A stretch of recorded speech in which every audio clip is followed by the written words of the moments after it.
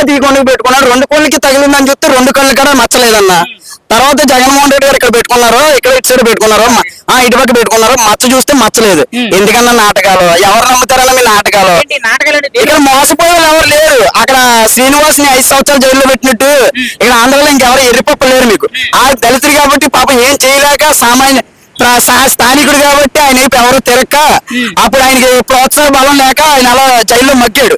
మేము అలా మగ్గి వాళ్ళం కదా కాదు. అవసరమైతే ప్రాణం చేస్తాం పవన్ కళ్యాణ్ కోసం, అవసరమైతే పవన్ కళ్యాణ్ ప్రాణం ఇస్తాం. మా ప్రాణం మా చివరి రక్తపు చివరి చుక్క దాకా పవన్ కళ్యాణ్ గారి కోసం పోరాడతాం, జనసేన పార్టీ కోసం పోరాడతాం, ఉమ్మడి పార్టీ కోసం పోరాడతాం. మనమే జన సైనికులు అంటే ఓకేనా? మరి మీరేంటంటే పవన్ కళ్యాణ్ గారి కోసం ఎంతైనా తెగిస్తాం, ఎంతవరకైనా మీరే వెళ్తామన్నారు కదా.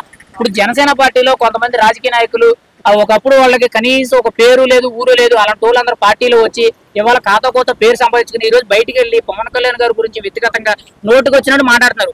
ఇవాళ జనసేన పార్టీకి వాళ్ళు కోవట్ల కింద తయారయ్యారు. మీరేమంటారు వాళ్ళ గురించి? అన్నా 10 లక్షల రూపాయల సంపాదన లేని వాళ్ళు కూడా పవన్ కళ్యాణ్ గారు 2019లో సీట్ ఇచ్చారు పిఠాపురం నియోజకవర్గం. ఆ విలువ కాపాడుకోకుండా ఈ రోజు పక్కకి వెళ్ళి పవన్ కళ్యాణ్ గారి కోసం ఏదో మాట్లాడుతున్నారంటే కుక్క కాటికి బిస్కెట్ వేసినట్టు అన్న. కుక్కని తీసుకెళ్లి సింహాచలం మీద కూర్చోబెడితే కుక్క ఉంటుందన్న, సింహాచలం మీద కుక్క ఉండదన్న. ఎప్పుడు కింద నడుస్తానంటది కుక్క. కుక్కని తీసుకెళ్లి బురదలో పెడితే కుక్క బురదలోనే ఉంటది, నేను పైన ఎప్పుడు సింహాచలంలో కూర్చొని అంటది. అట్లాగా పవన్ కళ్యాణ్ 2019లో 10,000 రూపాయల సంపాదన లేని వాళ్ళు కూడా ఎమ్మెల్యే సీట్ ఇచ్చారు.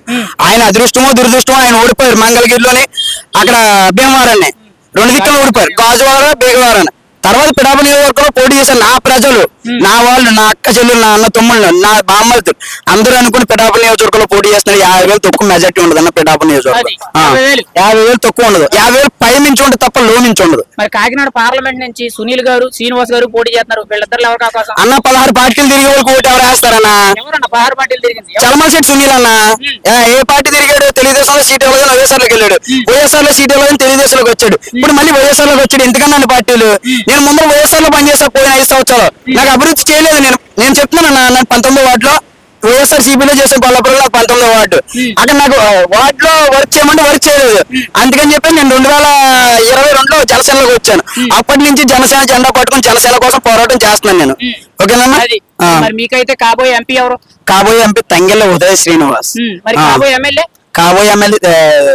కొనిదెల పవన్ కళ్యాణ్. మరి వీళ్ళిద్దరు గుర్తేటన్నా ఏంటన్నా? గాజు గ్లాస్ మరి గాజు గ్లాస్ పగులుతుంది అంటున్నారు. మరి మీరేమంటారు దానికోసం? గాజు గ్లాస్ కొడితే ప్రత్యర్థుల గుండెల్లో తోటాలే సీరుకుంటది అన్న.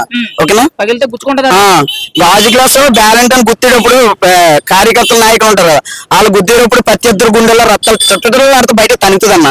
ఓకేనా? మేకన అమ్మవారికి బలిస్తే ఎలా ఉంటుంది అలాగే తనుతుంది రక్తం, అలాగే తనుతుంది అన్నమాట. మే 13వ తారీఖున ఒక్కొక్కరి గుండెల్లోంచి రక్తం.